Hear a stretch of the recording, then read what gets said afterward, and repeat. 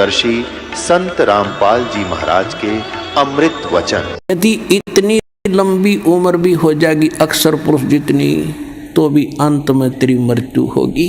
क्यों? क्योंकि तुझे वो संत, वो सतगुरु नहीं मिले जो गीता अध्याय नंबर 4 के श्लोक 32 और 34 में कहा है। और वो तत्वदर्शी संत या तो परमात्मा थे या वो महापुरुष थे जिनको भगवान मिले, लेकिन उस समय ये ज्ञान डिक्लेयर नहीं करना था, सार्वजनिक नहीं करना था। आज ये दास भेजा परमात्मा बना के, ये याद रख लिए।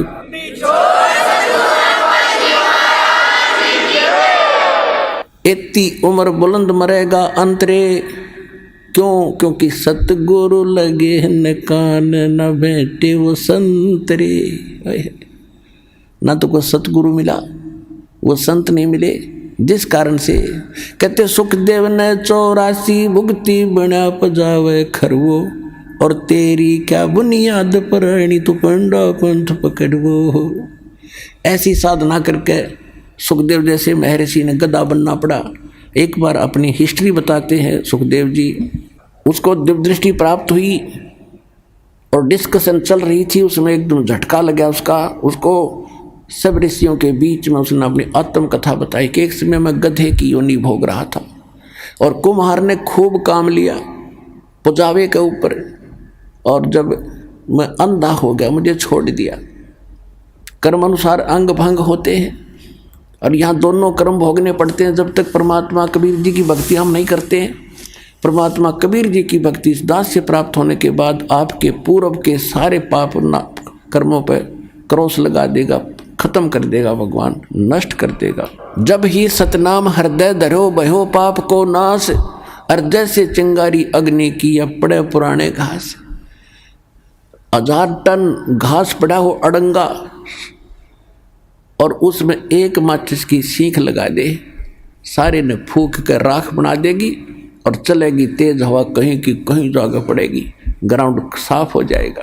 जैसे सूरज के आगे बदरा ऐसे कर्म छयारे, प्रेम की पवन करे चितवंजन जल के तेज नयारे। आत्मा और परमात्मा के बीच में ऐसे पाप कर्म बाधा बने हुए हैं जैसे सूर्य के बीच में बादल हों और तेज हवा चलती है, उन बादलों को तितर बितर करके और वो स्वच्छ प्रकाश आप तक पहुंचा देती है। ऐसे बताते हैं कि जैसे सूरज के आगे बदरा ऐसे कर्म छयारे, और प्रेम की पवन और करे चितमंजन फिर झलके तेज नयारे। यानी ये सतनाम का जाप करें, आत्मा में प्यार जागेगा, आंसू आने लगेंगे, आपके टप पड़ा करेंगे। मालिक की चर्चा जरा सी शुरू होती, अभी तो हमारे अंदर वो अड़े पड़े हैं पाप कर्म, हमें अंदर से वो उस स्थिति में आने नहीं देते आत्मा को। और जब ये आत्मा उस स्थिति में आवेगी तो कहते प्रेम की पवन, और फिर करे चितमंजन, मालिक का शुक्र करे, याद रखे दाता ने, फिर झलके तेज न्यारी रोशनी होगी, आत्मा भगवान की तरफ बढ़ेगी। तो क्या बताते हैं कि सुखदेव ने 84 भुगती बना पजावे खरवो, और तेरी क्या बुनियाद प्राणी तू पेंडा पंथ पकड़वो। अब वो बता रहा सुखदेव कि मैं गधा बन गया, छोड़ दिया मेरे मालिक, नंदा हो गया, चलता चलता जा रहा था, पगडंडी का आइडिया लगा कर आगे को जंगल में चला गया। आगे नाला था थोड़ा सा 2-2.5 फुट का, उसमें आम व्यक्ति कदम जाता था, वो तो जंप लगा जाता वहाँ से। मुझे दिखाई नहीं दिया, मैंने अगले पैर फंसने लगे, मैंने जंप लगानी चाहिए, बीच में फंस गया, आगे मुंह टिक गया, पीछे बैक लग गई और पैर लटके भाई के। कहते 1 हफ्ता 10 दिन तड़प के भूख से प्यास से मरा, ऐसे ऐसे कष्ट उठाए। अब क्या बताते हैं सुखदेव ने 84 भुगती 84 लाख योनियों में कष्ट उठाए, और बना पजावे खर माने गधा वो, और तेरी क्या बुनियाद प्राणी। तो ये छोटे मोटे व्रत करता फिर इन पर घूम रहा है इधर उधर, इनसे कोई लाभ नहीं होगा। ये तो ऐसे महर्षियों की दुर्गति। और तो पेंडा पंथ पकड़, वो पेड़ा वो मार्ग, वो यथार्थ भक्ति मार्ग पकड़ दो। तत्वदर्शी संत बताते हैं उस ज्ञान को ग्रहण कर, उस भक्ति को कर, तब तेरा छुटकारा हो। अब परमात्मा से ज्ञान प्राप्त करके आदरणीय गरीबदास साहिब जी क्या कह रहे हैं, मन तू चल रे सुख के सागर, जो शब्द सिंधु रत्नागर। अब सुख सागर किसे कहते हैं? शंखो लहर मेहर की उपज, कहर नहीं जा कोई, दास गरीब अचल अविनाशी, सुख का सागर सोई। शंखो लहर मेहर की उपजे। जैसे मेरे दास के साथ तो बहुत बार ऐसी घटनाएं हुई है, कभी पहले भी नाम लेने के बाद तो बहुत ज़्यादा होता है। अकेले बैठे हो, चिंतन मालिक का चल रहा हो, ऐसी स्थिति आ जाती है चाहे किसी ने हमें कितनी पीड़ा दे रखी है, कितना दुखी कर रखा है, तो उसके प्रति भी द्वेष नहीं आता। ऐसी सब अपनों सा दिखाई देता है, कोशिश करके भी नहीं होता, और वो होती है थोड़ी सी देर की। उसके बाद 100 कोशिश कर लेते हैं उस तरह स्थिति में आने की, नहीं आ पाते हैं। तो वह मेहर की लहर थी, उसके जाने के बाद कहर की लहर शुरू होगी। उसने ऐसे क्यों कर दिया, उसे वो ऐसे क्यों बोला, वो करना है, वो रह गया, वो नुकसान हो गया, उसने वो ऐसे चलेंगे, वो करेंगे, ये कहर की लहर टूटी होगी शुरू। तो कहते हैं वह शंखों लहर मेहर की उपजे, वह ऐसा भाव रहेगा। और कहर नहीं जा कोई दुख नहीं, कोई कष्ट नहीं। और दास गरीब अचल अविनाशी, सुख का सागर सोई। अब क्या कहते हैं? मन तू चल रहे सुख के सागर, जहाँ शब्द सिंधु रत्नागर।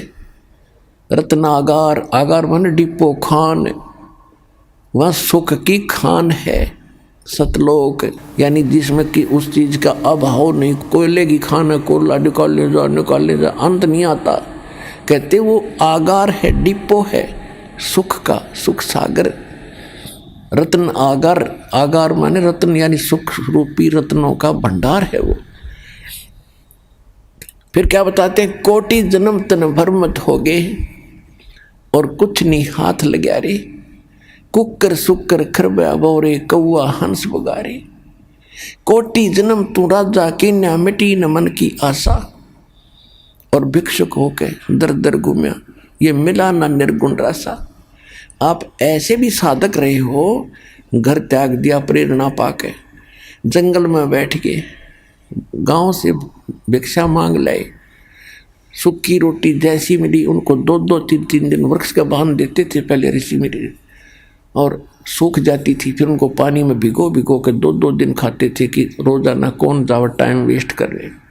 कैसे ऐसे कहते ऐसे कठिन तप साधना भी तूने की, जिसके कारण आप इंद्र की पदवी भी प्राप्त कर ली, स्वर्ग का राजा बने, पृथ्वी के राजा बन गए। आप ब्रह्मा विष्णु महेश की भी पदवी प्राप्त आपने कर ली, लेकिन आपका यो जन्म मरण नहीं मिटा, यो कष्ट नहीं मिटा इस सत्य साधना के ना मिलने से। कहते इंद्र कुबेर ईश की पदवी, और ब्रह्मा वरुण धर्मराया और विष्णुनाथ के लोक को जाकर तो फिर भी वापस आया। अब देखो, हम तो एक छोटे से क्षेत्र के कोई चेयरमैन बन जा, सरपंच बन जाता है, बस उस समय काख पीटे बिना ज्ञान के, और चेयरमैन बन जाता कहना है कि एमएलए एमपी बन जा, पता नहीं क्या बन गया। तो इस प्रकार परमात्मा कहते हैं तो पूरे स्वर्ग के राजा इंद्र, वो तो स्वर्ग में तो वैसे जीव आम आदमी जाना चाहता रहा कि वहाँ तो गुण है सुख से, एक सिंपल मैन को भी। तो उसकी तुलना में वहाँ के इंद्र को, वहाँ के राजा को, सुरपति देवताओं के राजा को कितना सुख होगा, उसकी थोड़ी सी झलक बताते हैं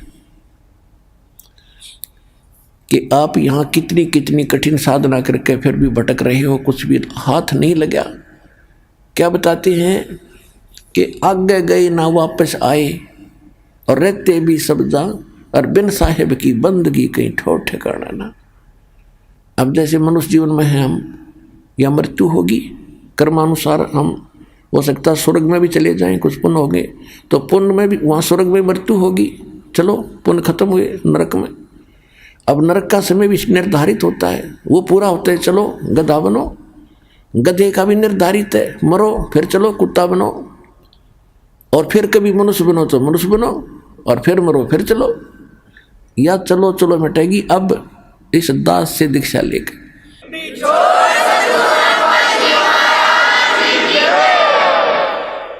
तो क्या बताते हैं कि एक समय मार्कंडेय ऋषि, देखो गीता अध्याय नंबर 4 के श्लोक नंबर 25 से लेकर 30 तक यही निर्णय दिया है कि जो भी जैसी साधना करा, कोई ब्रह्म साधना करता है, कोई देवताओं की पूजा करता है, कोई हठ योग करता है, कोई तपस्या करता है, कोई स्वाध्याय करता है, कोई अहिंसावादी तीक्ष्ण व्रत जैसे मुंह पर पट्टी बांध कर नंगे पांव फिरना, इसी को मोक्ष मान रहा है। ये सभी अपनी अपनी साधनाओं को पाप नाशक मानते हैं। पाप नाशक मीन मोक्षदायक, पाप नाश होंगे तभी तो मोक्ष मिलेगा। इसी प्रकार मार्कंडेय ऋषि उसी कैटेगरी का था। उसने ब्रह्म साधना को सर्वोत्तम मान रखा था। इन ऋषियों को ब्रह्म से ऊपर ज्ञान नहीं था, तो फिर भी उसने घोर तप कर रहा था बंगाल की खाड़ी में। अब जो स्वर्ग का राजा बनता है वो बहुत ज़्यादा या तो कोई पुण्य धर्म कर रखे हो, यज्ञ 100 यज्ञ करनी पड़ती है उसको, 100 मन देसी घी उसमें एक बार में लगाना होता है। उसकी कुछ टर्म कंडीशन होती हैं कि 100 यज्ञ करे तब तक वो कोई कंडीशन नहीं फेल होनी चाहिए। यदि उसकी कोई भी वह कंडीशन भंग होगी तो वो फिर नए सिरे से करनी पड़ती है। ऐसी उसमें बहुत भयंकर मर्यादाएं हैं। और दूसरी प्रकार से इंद्र बनता है तप करके, और उस तप के दौरान यदि उसका तप भंग हो जाता है, खंड हो जाता है, तो फिर नए सिरे से उसको करना पड़ता है। और जो इंद्र की पदवी पर इंद्र बैठा है, स्वर्ग का राजा, उसको एक इंस्ट्रक्शन और होती है कि यदि तेरे शासन काल में यदि कोई अन्य प्राणी ने पृथ्वी पर इंद्र की पदवी प्राप्त करने योग्य तप कर ले, या राजनीति है वहां तक चलती है, तो तुझे पद से हटा के बीच में हटा देंगे और उसको वो पद दिया जाएगा। ये तेरी जिम्मेवारी है कि उसको तप नहीं होने देना, ये उसकी मजबूरी बन गई। तो इंद्र राज तो करे है, उसके साथ यह टेंशन साथ रहती है कि कोई ऐसा तप ना कर ले जिससे मेरी इंद्र की पदवी भंग हो जाए। जैसे विश्वामित्र लगा था तप करने, उसके पास स्वर्ग से एक उर्वशी भेज दी और उससे शादी करवा ली। एक लड़की होगी, 6 महीने बाद घेर कर लड़की ने भागी, मेरा काम पूरा हुआ ऋषि जी, संभाल तेरी बेटी ने। तो ये सब इंद्र का जाल है, इस काल का जाल, इस इंद्र ने ये सब कर रखे हैं। इसको सतर्क रहना पड़ता है। इसने सब जगह अपने गुप्तचर छोड़ रखे होते हैं। तो गुप्तचर ने आके बताया कि एक मार्कंडेय नाम के ऋषि बैठे बंगाल की खाड़ी में, बहुत समय से तपस्या कर। इंद्र ने सोचा बड़ा तगड़ा संत है, उर्वशी भेज दी, उसको कुछ सिद्धियां दे दी, ऋषि के आसपास ऐसा वातावरण बना दिया खूब नॉर्मल सा, बसंत जैसा, और ऐसी मीठी मीठी सारंग अपने आप आवाज़ें आने लगी जैसे साज बजते हैं, यानी उसको प्रेरित करने के लिए। और स्वयं सामने थोड़ी सी दूरी पर डांस करने लगी। ऋषि की आधी आंखें खुली थी, आधी बंद थी। वो खूब डांस वगैरह करके थक ली। तो उसने देखा कि ऋषि टस से मस नहीं हो रहा और देख भी रहा है। लास्ट में वो डी वस्त्र होगी, कति नगन खड़ी होगी कपड़े उतार के। तब ऋषि ने कहा कि हे बहन, हे बेटी, हे माई, आप ये क्या कर रहे हो, यहाँ कैसे आए हो? तो शर्मिंदा होकर उसने सब वस्त्र पहन लिए। फिर आके कहने लगी कि हे ऋषि जी, मेरे इस रूप को देखकर इस बनखंड में जितने भी और तपस्वी थे वो मुझे मालूम है उनकी क्या दशा होगी, लेकिन आप पता नहीं आपकी समाधि कहाँ थी और आपको ये प्रभाव नहीं हुआ। तो ऋषि ने कहा कि जहाँ मेरी समाधि थी, जहाँ मैं डांस देख रहा था, वहाँ तेरे जैसी तो नाचने वालों की नौकरानी थी, उनके पैर धोने वाली। तुझे क्या देखूं फिर मैं? अगर तेरे से कोई सुंदर होना उसने भेज दे। तो वो कहने लगी जी, इंद्र की पटरानी मैं ही हूँ, यानी सबसे ब्यूटीफुल औरत स्वर्ग में इंद्र की पत्नी होती है, उसका नाम सची होता है। तो मार्कंडेय ऋषि ने कहा कि मेरी समाधि ब्रह्मलोक में थी। ब्रह्मलोक सबसे बड़ा होटल है इस काल का। प्रत्येक जैसे एक तो कॉमन होटल है स्वर्ग नरक को, तो कोई जाओ उसमें। एक विष्णु के लोक में विष्णु का पुजारी जाता, वहाँ एक रेस्टोरेंट है, वहाँ ये बकवाद है और स्वर्ग क्या है। तो ये सबसे ज़्यादा कॉस्टली और सबसे ज़्यादा बकवाद उस ब्रह्मलोक में है। तो मार्कंडे, अब जैसे आप देखते हो, हम अब देखो हमने देखा करते, एक देखा हमने बड़े ऊंचे से टीले पर बैठा एक साधु, जब ये ज्ञान नहीं था, और चमटा गाड़ रखा, धूना ला रखा, और लोग जाओ कोई दूध का लोटा ले जा रहा है, कोई कुछ ले जा रहा है, और दर्शन करें जा के माथा टेके, दूर तक दिखे। अब उसके बारे में इस सूक्ष्म वेद में बताया है गरीबदास साहिब जी ने कि डिम्ब करें, डिम्ब माने पाखंड ढोंग करें, और डूंगर चढ़ें, डूंगर माने ऊंचे स्थान पर बैठेंगे ये, ताकि दूर तो सब न दिखूं मैं कुछ कर रहा हूं, और अंतर झीनी झूल जग जाने ये बंदगी करे, ये बों सूल बबूल, ये तो खोटे खोदे थे, इनको ज्ञान ही नहीं था। तप करें, तप से अगले जन्म में राजा बने, राजा ने खोटे कर्म करे, अगले जन्म में नरक। तपेश्वरी सो राजेश्वरी, राजेश्वरी सो नरकेश्वरी, तप से राज राज मद मानव, सुख संवेद में लिखा है, और जन्म तीसरे फिर शुक्र स्वान। तो मार्कंडेय ऋषि तप कर रहा था, तो ये ब्रह्मलोक में इसकी समाधि चली। अब देखो आप कहीं बैठे हो, कहीं पर भी बैठे हो, 10-20 मिनट में मन ऐसी प्रेरणा करेगा, चलो वहाँ चलते हैं, वहाँ बैठते हैं, बैठने की चेष्टा करोगे तो भी ना बैठने दे। और आप चले जाते हो, सिनेमा देखने जाते थे पहले, अब तो नहीं जाएंगे हम, तो 3 घंटे का न्यों नहीं पता लग गया कितनी देर में गई, क्योंकि नई नई बकवास देखने मन को चाहिए, तो बैठा रहेगा। तो ये क्या करते हैं कि इनका कोई कमल खुल जाता है साधना से ऑटोमेटिक, कोई पिछले संस्कार से, पहले भक्ति युक्त लोग थे बहुत थे, अब ना खुलता किसी का, तो वो पुराने संस्कारों से वो खुल जाता था। तो उसमें वो क्या देखते हैं, जैसे टेलीविज़न ऑन हो गया आपका, कोई चैनल चाल पड़ा, तो उसमें वो कार्यक्रम रिले तो कहीं और से हो रहा, देख रहे हो टेलीविज़न में। तो ऐसे जो ब्रह्मलोक में डांस हो रहा था, उस ऋषि ने वहाँ दिखा था, वो सामने वो खुल कर सामने रिफ्लेक्ट हो जाता, जैसे डिस्प्ले पर आ जाता है। तो वो डांस देखा था, हम सोचा तपस्या कर रहा है, ना मन टेकन दे इन्हें, तो ऐसी थी इनकी तपस्या, मूर्ख बना। आप भी बड़े से हम इनके पीछे लगे रहे, बड़े सिद्ध पुरुष हैं।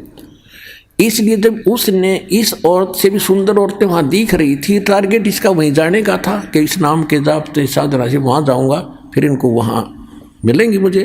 और ये नाम भगत क्या करते, इनका टारगेट क्या था, तो ये भगवान की रोशनी से आपको दाना दाना समझ में आओगा इसका पूरे अध्यात्म मार्ग का, सब कर्मों का, सब अध्यात्म ज्ञान का। अब मार्कंडेय ऋषि कहने लगा तेरे से कोई सुंदर हो उसको भेज, तो कहने लगी मैं इंद्र की पटरानी मैं ही हूँ।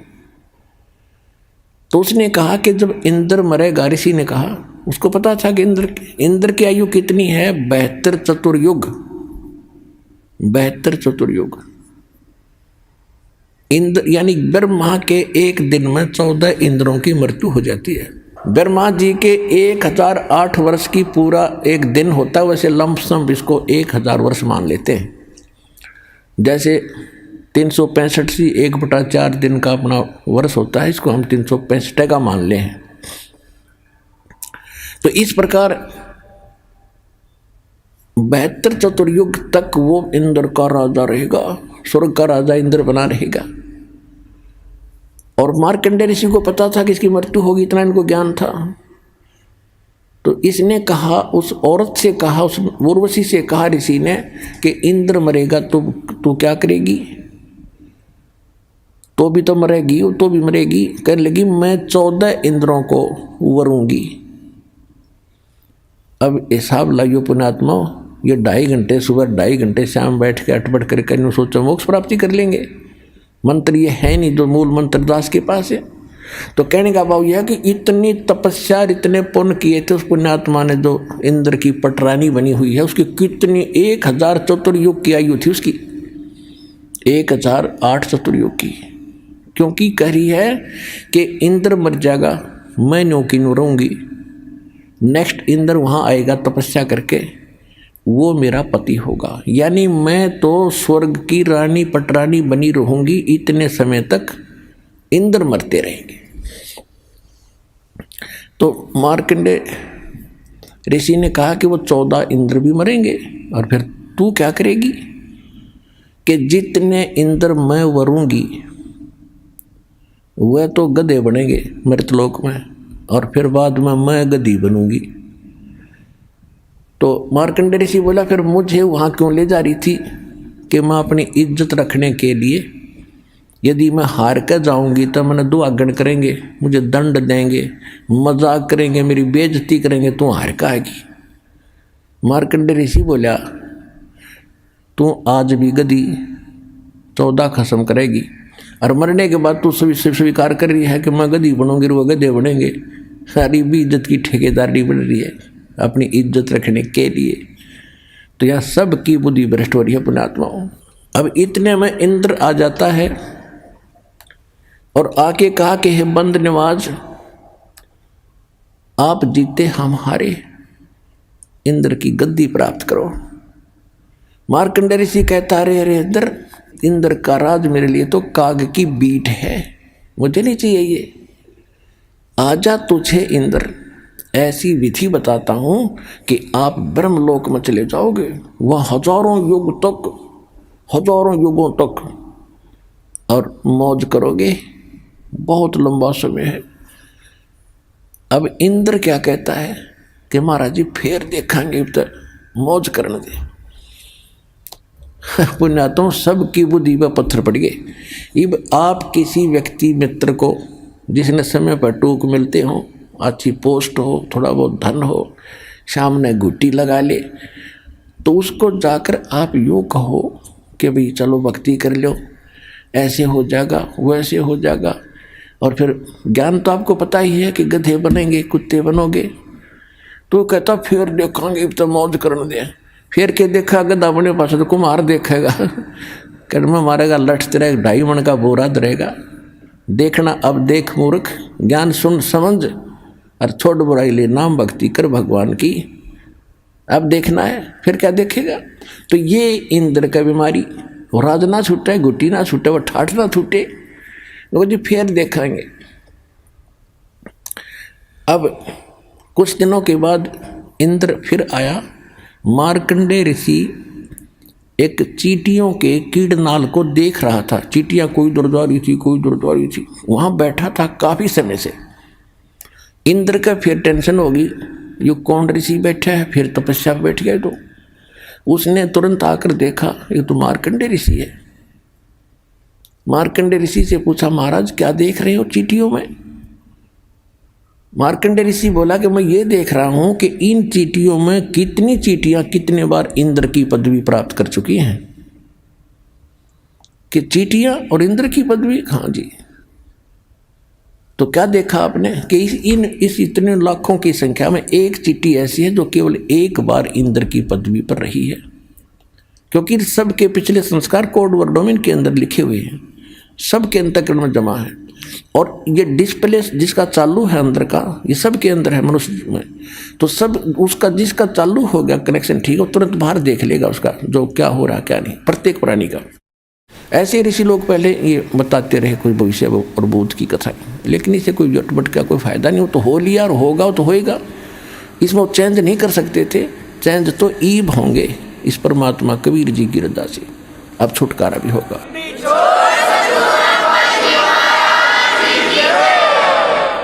तो इंद्र का पसीने आगे कि एक बार ये सब चींटियां भी इंद्र रही हैं, कई बार, एक की बात छोड़, और फिर भी बुद्धि में ना आई।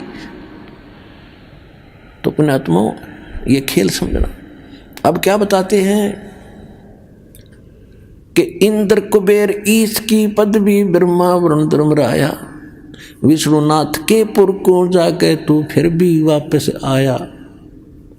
असंग जन्म तन मरता होगे जीवित क्यों ना मरे रे, 12 मध्य महल मठ बोरे बहुर न दे धरे रे। ओए कहते हैं असंग जन्म हो गए तो आपने मर्तों को अब जीवित मर के देख एक बार। अब जीवित कैसे मरना है एक तो ऐसे मरना है कि हमने संसार की रीस नहीं करनी, कोई ज़्यादा फंड कर रहा करने दे, नाच गावे ब्याह विवाह शादी में करने दे। ये तो बालक करते हैं ऐसे जिनको ज्ञान नहीं। जैसे एक समय नानक साहिब जी मायूस बैठे थे, ऐसे ही कोई भक्त प्रथम बार गया, दूसरी बार गया, देखा कि साधु संत फकीर इतने मायूस क्यों हैं, क्यों दुखी दुखी से नजर आ रहे हैं, तो सुख, इनको तो टेंशन होनी ही नहीं चाहिए। तो उसने पूछा कि महाराज मैंने कई बार देखा है आप खुश नजर नहीं आते। तो नानक साहिब जी ने कहा कि भाई किस चीज़ पर खुशी हो, एक पल में ना जाने यहाँ क्या बिजली गिर जा। कहते ना जाने काल की कर डारे और किस विध ढल जा पास आवे, और जिनाते सिरते मौत खुड़क दी उन्होंने केड़ा हासा। हमने तो भाई तुझे दिखा है ना जाने आके बिजली गिर जाएगी। जैसे उदाहरण के लिए अब जीत मरने के ऊपर बात चल रही है कि हम ब्याह करते हैं, बकवाद करते हैं, डीजे बजाते हैं, फंड करते हैं, नाचते और गाते। एक लड़का ऐसे ही पहले दिन तो खूब नाचे गाए, अगले दिन बारात जा रही थी, दुल्हे वाली गाड़ी टकरा गई, एक्सीडेंट हो गया। दुल्हे समेत रिलेटिव जो खास बैठे आ रहे हैं दुल्हे के साथ में, कोई भाई का बेटे, कोई बहन का बेटे हो, या कोई पति यानी कोई और विशेष, 8 के 8 मर गए इंक्लूडिंग वो दुल्हा। पहले दिन तो नाच रहे थे, कूद रहे थे, और फिर बाल पाड़ रहे, वो परिवार टक्कर मार रहे, हाहाकार मच गया। अब बजा लो डीजे। तो यहाँ संत बताते हैं अगर भक्त बनना है तो भक्तों की तरह चलना होगा, बकवाद नहीं चलेगी, ना भक्ति बनेगी, भगवान रुष्ट रहेगा आपसे। कहते ना जाने काल की गरदारे किस विध ढल जा पास आवे, और जिनाते सिरते मौत खुड़क दी उन्होंने केड़ा हास आवे। तीन ब्याह शादी में बकवाद नहीं करनी जब भगत बनना चाहते हो तो। और सिंपल ब्याह करना, कति सिंपल। वचन से बेटा बेटी पराई होती है। जैसे ब्रह्मा विष्णु महेश का विवाह किया था दुर्गा ने, देवी पुराण में पढ़ के देखियो। दुर्गा थी, 3 लड़कियां थी, 3 पुत्र थे। बड़ी का नाम सावित्री, ब्रह्मा से ब्याह दी, विवाह कर दिया, जा बेटा अपना घर बसा। दूसरी का नाम लक्ष्मी था, विष्णु जी से ब्याह दी कि तेरी पत्नी तू इसका पति जाओ, विवाह अपना घर बसाओ। ऐसे पार्वती शंकर का ब्याह दी फर्स्ट टाइम, और जा बेटा घर बसा, हो गया ब्याह। ना को बाती था, ना बराती था, ना डीजे बाजा, ना को हलवाई कढ़ाई चढ़ाई। तो भाई ब्याह करना ढंग से करो, कुछ रीस हुआ भी कर लो। ये बाद में शिव जी की बरात का डर फंड करें, ना शिव जी ना कुछ और, या अब भी फंड करेंगे। तो इस तरह की जो बकवादें हैं ये बिना ज्ञान के हम करते रहे, ये त्यागनी पड़ेगी।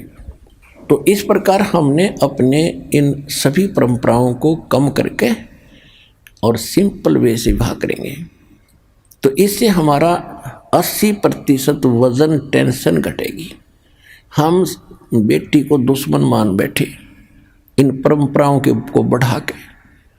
हम ऐसे अबोध बालक हैं, जैसे जेठ की धूप में जून के महीने में बच्चा घर से निकल जाता है नंगे पैरों, छोटा सा बालक है, ठुमुक ठुमुक करके, और बाहर जाता है तो रेत में पैर जलते हैं, और रोता है, फिर बैठ जाता है, पड़ जाता, पड़ कर फिर चूतड़ भी जले।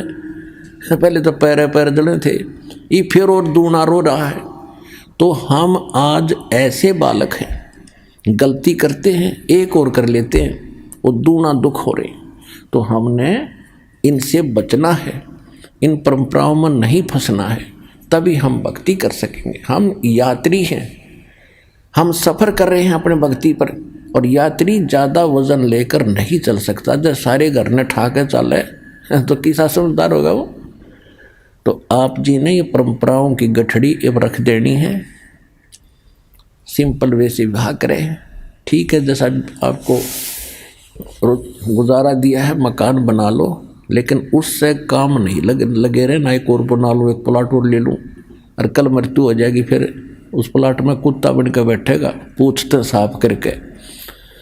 तो यह अकल साथ रखियो भगवान वाली। अब प्रसंग चल रहा है कि असंग जन्म तो न मरता हो गए, जीवित क्यों ना मरे रे। तो अब अपनी कुछ मनोकामनाओं पर अंकुश लाना पड़ेगा। इच्छाओं को कम करना पड़ेगा। और इच्छा कम होंगी इस ज्ञान से, कहने से नहीं होती है। ये तो ज्ञान खड़ा दिखाई देगा आपको जब बकवादों में मन चल लेगा कि ना भाई नहीं नहीं, ये आदेश नहीं है और ये यूजलेस है।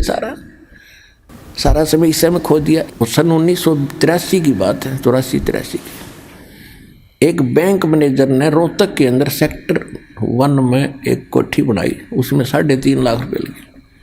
आज तो वह मेरे ख्याल में 35 लाख में भी ना बने, और कुछ बैंक से लोन ना ले जैसे भी। और उसका मुहूर्त करे था उस दिन, एतवार का दिन था। सामान लेने के लिए वो निकला था स्कूटर उठा के। उस दिन जिस दिन उसकी मुहूर्त शुरू हो रही थी, उसके पुजारी आ रहे थे, पूजा करनी है। इधर पूजा होती है, उधर शराब स्वरूप तैयार रहती है कि एक बार पूजा वाले फारग हों, फिर गुट्टी छुट्टी लावांगे। ऐसी पूजा ही थी हमारी। स्कूटर उठा करके कोई सामान लेने गया था पूजा का या कोई और अन्य आवश्यक वस्तु। आगे जाके टू व्हीलर स्कूटर टकरा गया। पड़ते कनपटी लगी फुटपाथ पे, वहीं पैर पसार गया भाई। अब उसको ठीक कौन रहेगा? आपकी तो कूतरू बनकर घूम रहा होगा। तो कहने का भाव ये है कि जो ये घटनाएं घट रही हैं और भगवान क्या बता रहे हैं, ईब आपके लिए एक दृष्टि बनेगी न्यारी। तो इस नज़र को देखकर फिर आगे चलना सफर में। अब क्या बता रहे हैं परमात्मा कि असंग जन्म तना मर्त्या होगे, जीवित क्यों ना मरे रे। और 12 मद महल मठ बोरे बहुर ना दे धरे रे। जीवित एक तो ये मरना है, संसार की चोचले देख के हमने उधर नहीं देखना ना चलना, तो हम जीवित मर गए। जो भगवान दे रहा है, परमात्मा ने यहाँ तक कह रखा है कि लुक्खी सुखी खा के ठंडा पानी पी और देख पराई चौपड़ी मत ललचावे जी। जय तू चावे चौपड़ी तो बहुत करेगा पाप है। भगवान ने जो तुझे दे दिया है उसको संतोष के साथ ग्रहण कर। यदि इसे हटकर कुछ करेगा तो पाप पकड़ के प्राप्त कर सकता है, और ये पाप हमारे दुश्मन है, हम क्यों करेंगे। और फिर क्या कहते हैं कि जीवित मरना दूसरी टाइप ये है, जैसे आप सत्संग में नहीं आते हो। किस लिए नहीं आते हो? क्योंकि काम खराब हो जाएगा, कोई जरूरी कार्य है और वो उसमें दिक्कत आ जाएगी। अपना आत्मा एक व्यक्ति रात्रि में नाइट सर्विस पर जा रहा था और उसने जल्दी थी कि वापस आऊँगा, और वापस आकर ये काम मेरे अधूरे हैं, इनको पूरे करूँगा, इसलिए रात को भी अपने उसमें काम में ही यूज लिया कि वो काम कराऊँ, फिर ये ज़रूरी काम दिन में करूँगा। और रास्ते में नाइट सर्विस एक्सीडेंट होगी, वो वहीं मर गया। वो रह गए धीरे धीरे आवश्यक काम जिसके लिए रातों नहीं पड़ा था। अब आप जब वहाँ से चलते हो तो ये खुरापात काल पैदा करता है, कई प्रकार के करता है। परमात्मा ने हमें सतर्क रखा है कि मात पिता सुत स्त्री आलस बंधु कान और संत मिलन को जब चले ये अटकावा आने। इनका अटकाया अटके नहीं, डटे नहीं, और आता है वो आवागमन सा। मात पिता सुत स्त्री, छोटे बच्चों के लिए जिन माता पिता को ज्ञान नहीं है वो बाधक बनते हैं। कहाँ जाता है? तीसरे दिन भाग जाता है। तू पढ़ता नहीं है, तो नौकरी नहीं करता है, नाश होएगा, है तो बर्बाद हो जाएगा। और जिनके माता पिता को ज्ञान है वो बाप, वो बच्चे बाप बन जाए, फिर कहाँ जाओगे? बूढ़े हो रहे हो कि तो गिर जाओगे, चोट लग जाएगी, क्या रखा है? वो तो नास्तिक है, वो सब उठपट बताता है। अब माता पिता को ज्ञान हो गया और बच्चों के वश हो गया, किराए में मांग करना, फिर भी जैसे तैसे वो आता है, उनका अटके नहीं। अब किसी की स्त्री बाधक बनती है, ज़्यादातर बहनें बाधक बनती थी, पहले ज्ञान नहीं था। अब तुम्हारी बहनें बल्कि आगे आ रही हैं, ज्ञान से पता होता है। तो उनको डर रहता था, जो कहीं जाता है ज्ञान की बातें सुनता, कहीं छोड़ कर भाग ना जा, बाबा ना बढ़ जा और तू उजड़ जा, इसलिए वो स्त्री बहुत बाधा करती थी। अब बहनों को ज्ञान है, ये आगे को आती हैं, तो पति को ज्ञान नहीं है तो वो बाधक बन जाता है। क्या नहीं जाएगी वहाँ पर, क्या रखा है वहाँ पर, तीसरे दिन भाग जाती है, ये है। या फिर आलस फिर देखेंगे इब का नहीं चलती सत्संग अगले हम चलेंगे। एक बार हमने सत्संग रखा था, स्टार्ट किए थे, दूसरा ही सत्संग था, खुले सत्संग शुरू किए जो 5-5 दिन के 7-7 दिन के। एक कोई कर्मचारी था भगत, तो उसने अर्जी लगाई कि छुट्टी मिल जाए भगवान, सत्संग में जाऊंगा। छुट्टी मिल गई, छुट्टी मिल गई तो ने सोचा कल चलूँगा, छुट्टी मेरी सत्संग के लिए है, ने सोचा कल देखेंगे, आज तो थोड़ा रेस्ट कर लूँ। अगले दिन फिर बोला दूसरे दिन कि श्याम सिंह ने देखेंगे। श्याम सिंह एक रिश्तेदार आ गया, बहन का पति, और उसने लेनी थी भैंस। वो बोला चल मेरा भैंस दिला के ला। अब उसने ना नहीं कर सकता, तो पहले तो गांव में दिखाई, कोई पसंद नहीं आई, फिर दूसरे गांव में, फिर तीसरे गांव, यानी 7वें दिन बिना भैंस लिए दोनों वापस आ गए। इतना सत्संग पूरा हो लिया। तो जब उसने यो ज्ञान सुना, जब ने बोला जी आलस मार गया मैंने, कहते आलस कर लिया, तो फिर देखूंगा, तड़को देखूंगा, परसों देखूंगा। तो और शाम ने भी नीत नहीं थी, कल देखूंगा, ये सोच रहा था। जब लेट से हो गया, इतना मुँह आ गया, और 7 दिन धक्के खाता फिरा, कि गोबर में पड़ा, कि कहीं किसी का सोया, कभी रोटी मिली ना मिली, पैदल चले। वो 7 दिन मेरे बिरान माटी में गए, 6 दिन। अरे कान पकड़ दिया, सीधा आया करूँगा, ले छुट्टी मिलते बा क्या करूँगा।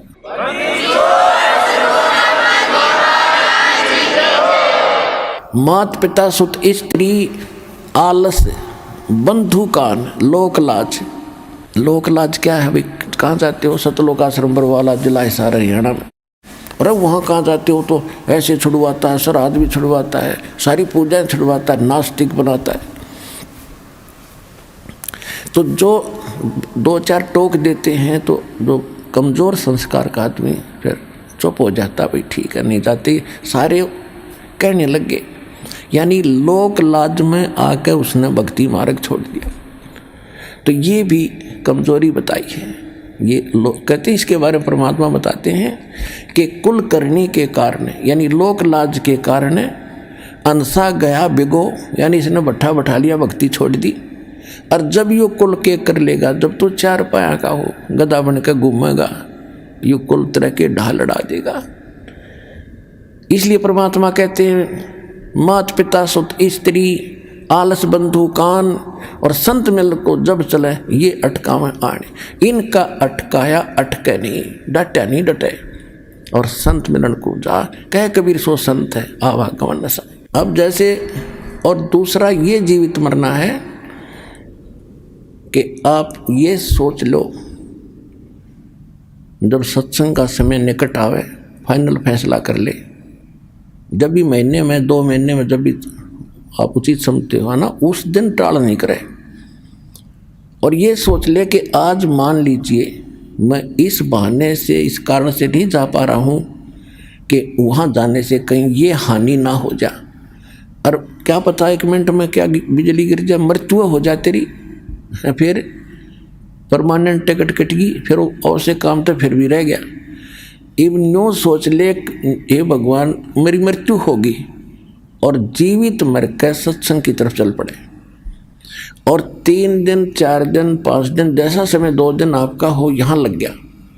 इब 3-4 दिन में कुछ काम खराब हो भी गा तो फिर जाके संभाल लेंगे। और जब परमानेंट टिकट कट जाएगी, जब क्या कर लेगा, तो फिर भी होना ही होना है। और परमात्मा के चरणों में आने के बाद बच्चों काम बिगड़ा नहीं करते, ये तो दूने बढ़ा करें। यहाँ बहुत भक्त ऐसे प्रमाण देते आकर के कि मैं चलना चाहता था, खूब कोशिश कर रहा था, पैसे नहीं थे, और अचानक एक ऐसा स्थान पर जहाँ कदे पैसे सपने में भी नहीं रखे, उसको वैसे उठा कर देखा, डायरी में 500 का नोट मिला। तो काम यो बिगड़न देगा आपके, जब काम बनाने वाला मिल गया आपको।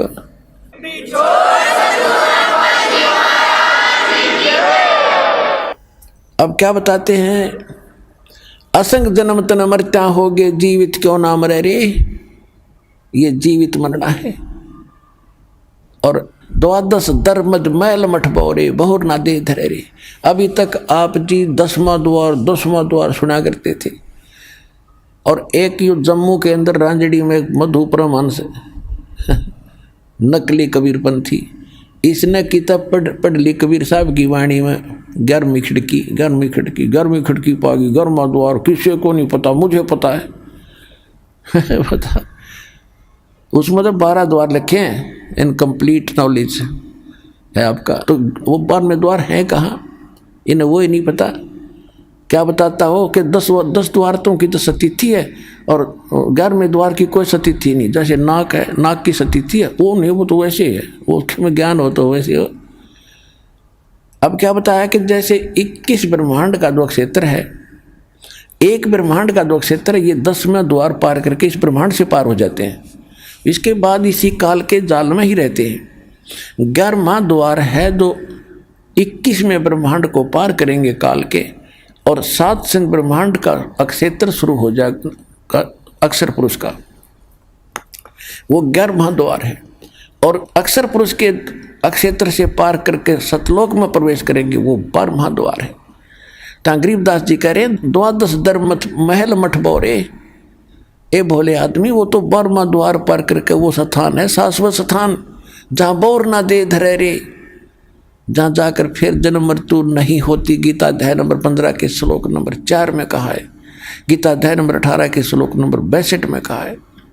वो स्थान तो 12वां द्वार पार करके है। फिर बताते हैं, दोजक भिष्ट सभी तें देखे राजपाट के रसिया, या जैसी साधना तुम कर रहे हो में दोनों मिलते हैं, स्वर्ग भी नरक भी 84 लाख योनियां भी। दोजक भिष्ट सभी तें देखे राजपाट के रसिया, और 3 लोक से तृप्त नाही यो मन भोगी खसिया। इस मन की इतनी गंदी आदत है, इतना बेईमान है यो, इसको 3 लोक का राज दे देना तो भी यूँ सोचा और मिला कि तो थोड़ा सा। जैसे कोई सरपंच बन जाता है और वो मीटिंग में जाता, चेयरमैन के अधीन होता है, तो उसने ना वो नो सोचा अगली बार चेयरमैन बनो जब कोई बात बने। अब चेयरमैन बनने के बाद वो क्या सोचता कि एमएलए बनो जब बात बने, भाई नहीं बात बनी। एमएलए बनने के बाद उसकी टेंडेंसी ये बन जाती है वो मंत्री बनो ताकि मैं बात सार रस आवे, नहीं बनी बात। अब मंत्री बनने के बाद उसकी नीयत रहती है मुख्यमंत्री बनो तो चौधर पूरी हो, और मुख्यमंत्री बनने के बाद इन्होंने सोचा बस प्रधानमंत्री बनो, फिर देखना क्या इतना मृत्यु हो जाएगी, गधा बनेगा, फिर संतरी बनिए बड़ा कुत्ता बन के। कहते हैं सतगुरु मिले तो इच्छा मेटे, पद मिल पदे समाना।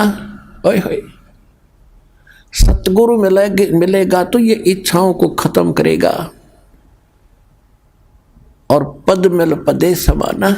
जैसे आपको बताया था कि सारे असंख्य ब्रह्मांडों रूपी बाग का मालिक है कबीर भगवान, और उस बाग के मालिक का माली गरीबदास आए। उन्होंने ऐसी जड़ी बूटी हमें बताई जो उस परमात्मा के, और ये दास बना दिया नौकर उस बाग के माली का, और आप उसके पौधे हो। ऐसी जड़ी दे दी कि आपको हरे भरे रखूंगा।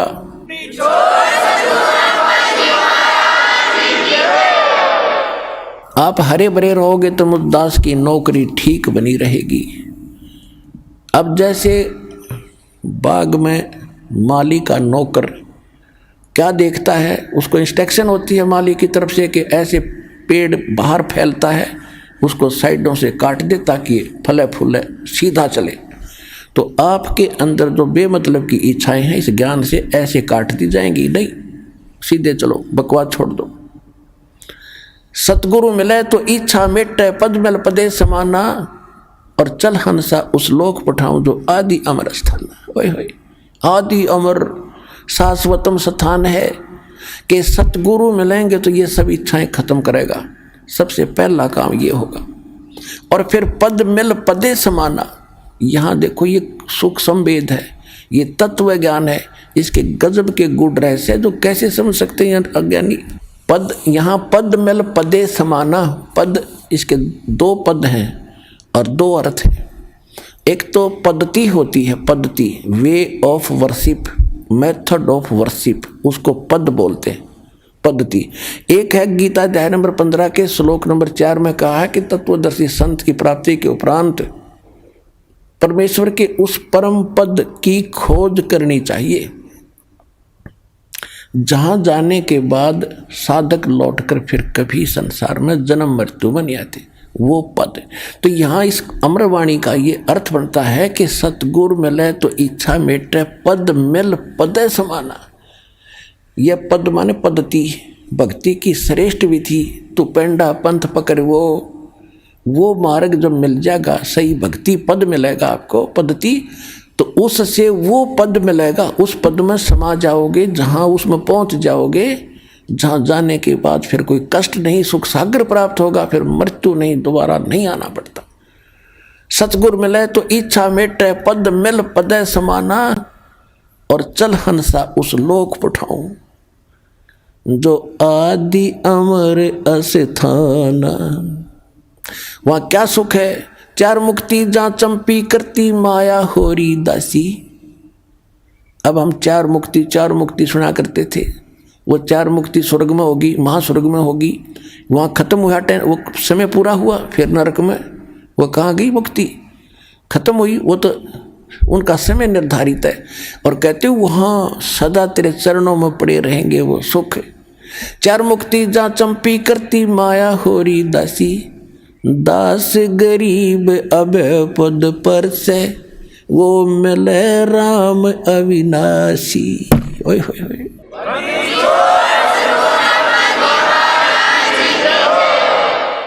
कौन सा अविनाशी राम? गीता अध्याय नंबर 15 के श्लोक नंबर 16 और 17 में 3 राम हैं, 3 पुरुष हैं, 3 प्रभु हैं, 3 स्वामी हैं। सरपुरुष, अक्षर पुरुष। सरपुरुष भी नाशवान, अक्षर पुरुष की स्थिति एज आपको बता दी, और ये भी बता दिया कि एती उम्र बुलंद मरेगा अंतरे।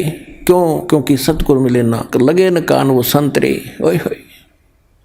एती उम्र बुलंद मरेगा अंतरे, सतगुरु लगे न कान न भेंटे वो संतरे। तो यहाँ क्या बता रहे हैं? सरपुरुष और अक्षर पुरुष ये दोनों, इनकी ये नासवान स्वयं लिखा उसमें, और जितने इनके अंतर्गत प्राणी वो भी जन्म मृत्यु के अंदर है। उत्तम पुरुषत्व अन्य परमात्मा इति उदाहरत, ये लोग term अविषय विभर्ति, वो है अव्यय ईश्वर है। अव्यय माने अविनाशी, वास्तव में विनाशी। यहाँ बता रहे हैं कि चार मुक्ति जहाँ चंपी करती माया होरी दासी, दास गरीब अभय पद पर से, वहाँ वो मिले राम अविनाशी।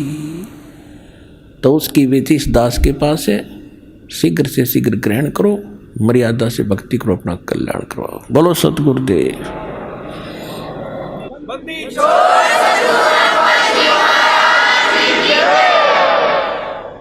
परम पिता परमात्मा पूर्ण ब्रह्म सारी सृष्टि के रचनहार कबीर देव कबीर परमेश्वर जी की असीम रजा से आप सभी पुण्यात्माएं परमात्मा की अमर कथा सुनने के लिए उपस्थित हुए। जिन प्राणियों के ऊपर परमेश्वर की मेहर भरी नज़र होती है,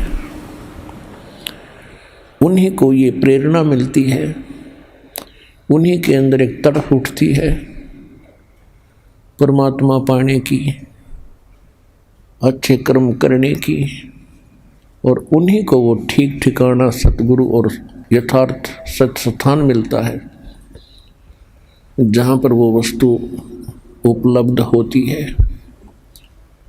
जो भी पुण्यात्मा पुण्यकर्मी प्राणी परमेश्वर कबीर जी की शरण में इस दास के माध्यम से आ रहे हैं, बहुत ही पुण्यकर्मी प्राणी हैं, क्योंकि डॉक्टर को ज्ञान होता है कि ये यहाँ आ गया है तो इसका ट्रीटमेंट ठीक होगा, इसका जीवन बच जाएगा। क्योंकि कुछ ऐसे हॉस्पिटल होते हैं, उन्हीं में उन विशेष डिसीज की ट्रीटमेंट क्योर होता है। आइए अब हम उन श्रद्धालुओं के अनुभव जानते हैं जो जगत गुरु तत्वदर्शी संत रामपाल जी महाराज जी से दीक्षा प्राप्त कर चुके हैं तथा उनके द्वारा बताए गए भक्ति मार्ग पर चल रहे हैं। नमस्कार सर। नमस्कार सर। सर क्या नाम है आपका? मेरा नाम धनीराम दास है। 15 साल से रेगुलर भोपाल में रह रहा हूँ, टेलर का काम करता हूँ। सर संत रामपाल जी महाराज की शरण में आने से पहले आप क्या भक्ति साधनाएं करते थे? मैं भक्ति पहले देवी देवताओं की करता था और स्टार्टिंग में पहले मैंने एक गुरु बनाए थे जो उनका नाम मौनी महाराज है। वो कुरवासे के रहने वाले हैं, कुरवासे में उनका स्थान है। और इसके बाद में उनसे मेरे अंतरात्मा शांत नहीं हुई। फिर इसके बाद में 1999 में आसाराम जी महाराज को गुरु बनाया। 3-4 साल उनकी भक्ति जो उनने मुझे बताई, मैंने उसी हिसाब से उनकी भक्ति करी। लेकिन जो मुझे आत्मलाभ मिलना चाहिए, जो मैं चाहता था, वो मुझे नहीं मिला है।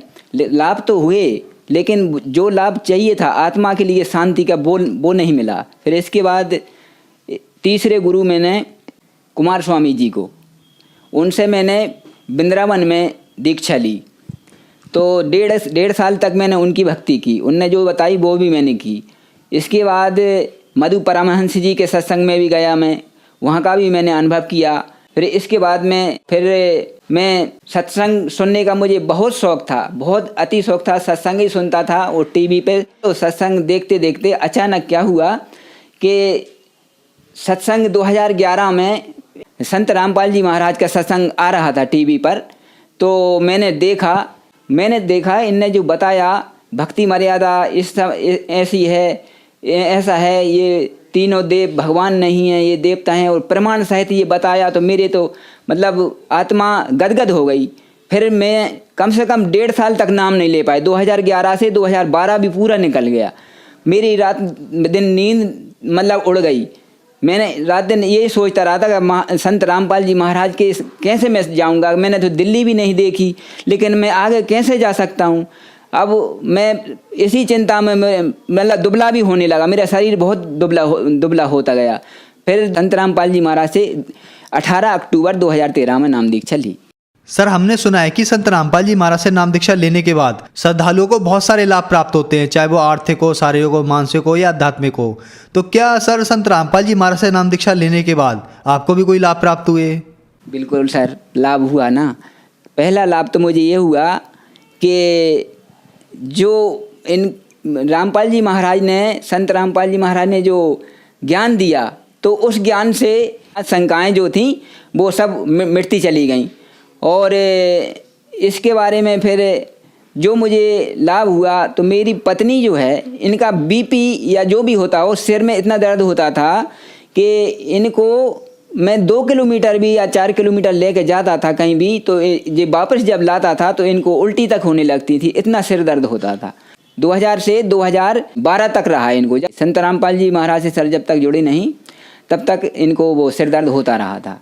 इसके बाद में फिर इनका जब सिर दर्द ठीक हुआ, फिर आप कहीं भी ले जाओ इनको, 1000 किलोमीटर भी ले जाओ, 1500 भी ले जाओ, तो अब इनको कुछ नहीं होता। फिर इसके बाद में क्या हुआ कि जो मेरी पत्नी है, एक बार ये गांधीनगर में भजिया बना रही थी, वहाँ शादी थी, तो भजिया बना रही थी, तो अचानक चेयर पर बैठी बैठी बना रही थी। अचानक वो चेहरे जब लुढ़क गई, खोलता हुआ तेल इनके ऊपर से यहाँ से पूरा साया पूरा भीग गया। साया भीगने के बाद भी इनकी साड़ी जो है ना, साड़ी तक मतलब पिलक गई थी अग्नि से, इतना गर्म तेल था। तो इनका एक छींटा भी नहीं आया, शरीर पर बिल्कुल कुछ भी नहीं हुआ इनको। और जो देखने वाले थे वो बोलने लगे कि वो तो जल गई, मतलब घबरा गए जो देखने वाले थे वहाँ। तो ये 1 मिनट में 1 सेकंड में खड़ी हो गई और मतलब बोलने लगी, मुझे कुछ नहीं हुआ, आप घबराओ मत, कुछ नहीं हुआ। संत रामपाल जी की कृपा से वो मेरी पत्नी जो बिल्कुल बच गई, बार बच गई। अब इसके बाद में क्या हुआ कि मेरा एक जो बच्चा है बड़ा वाला, उसको मतलब कई महीना से 2-4 महीना हो गए थे, उसको कहीं धंधा पानी कुछ नहीं मिल रहा था। फिर हमारे मन में आया कि अब आश्रम जाना पड़ेगा संत रामपाल जी के, और वहाँ जाकर अर्जी लगाएंगे तभी मतलब कुछ हो सकता है। तो हम तो जाते ही रहते थे वैसे, महीने 2 महीने में 3 महीने में। तो मेरी पत्नी भी साथ में थी, हम दोनों गए वहाँ। और वहाँ जा कर के हमने जैसे दंडवत किया और मन ही मन में प्रार्थना की कि हमारे बच्चा 2-3 महीने से फिर रहा है, उसको धंधा पानी नहीं हो रहा है। तो जैसे ही संत रामपाल जी के शरण में प्रार्थना करके हम वहाँ बैठे, तो घंटा 1.5 घंटे के बाद बच्चे का फ़ोन आ गया। तो सर जब फ़ोन आया तो बच्चा मुझसे बोलता है कि पापा मुझे जहाँ पर मैं पहले नौकरी करता था वहीं फिर से मुझे उस सेठ ने बुला लिया है। तो मैंने धन्य किया है संत रामपाल जी महाराज, आपकी कृपा से आने से ही मैंने जैसे दंडवत किया वो करके बैठा, वो तुरंत आपने सुन ली परमात्मा।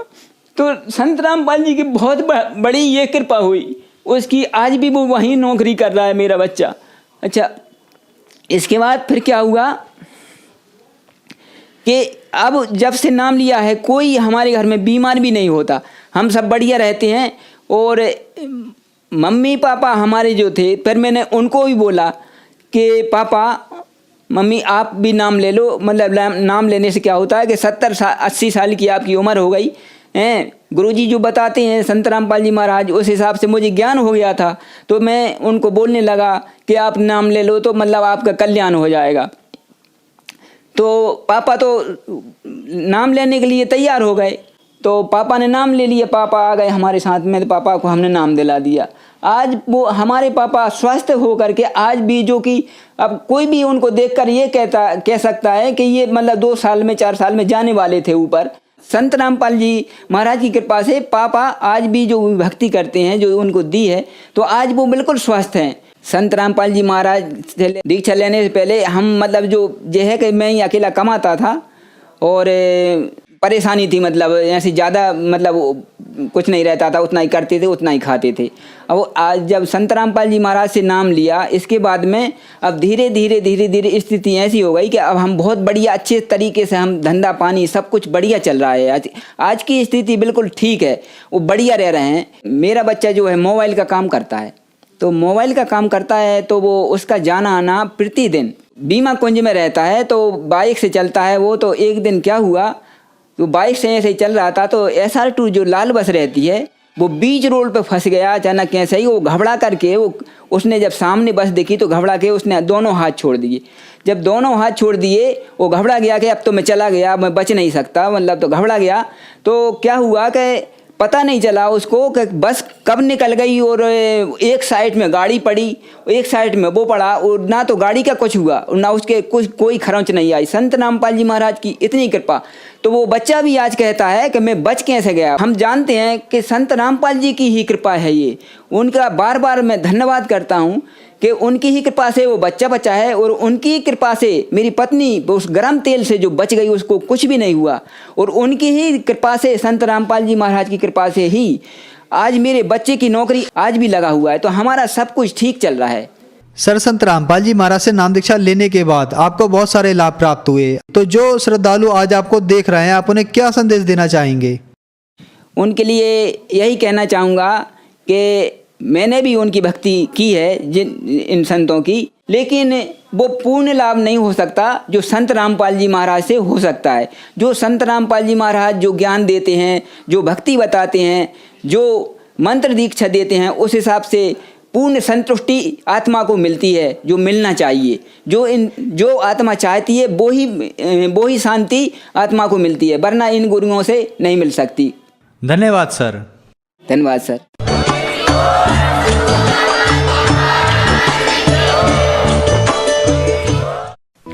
आप सुन रहे थे जगत गुरु तत्वदर्शी संत रामपाल जी महाराज के मंगल प्रवचन। अधिक जानकारी के लिए संपर्क करें